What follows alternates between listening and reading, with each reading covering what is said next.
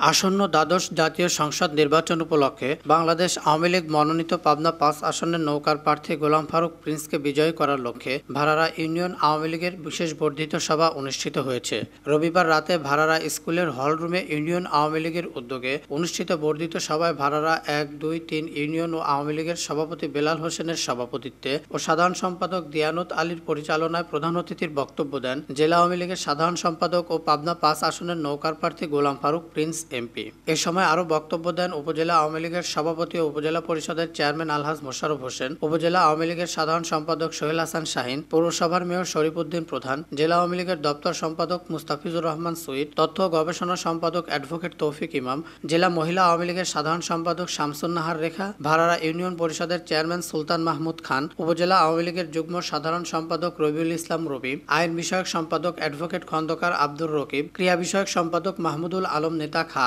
জেলা স্বেচ্ছাসেবক লীগের সভাপতি খন্দকার আহমেদ শরীফ ডাবলু, জেলা যুবলীগের যুগ্ম আহ্বায়ক শিবলি সাদিক, জেলা যুব মহিলা লীগের সভাপতি অ্যাডভোকেট আরিফা খানম শেফালি, সাধারণ সম্পাদক কোহিনুর ফেরদৌস কণা প্রমুখ। এ সময় ইউনিয়ন আওয়ামী লীগের সকল নেতাকর্মীরা উপস্থিত ছিলেন।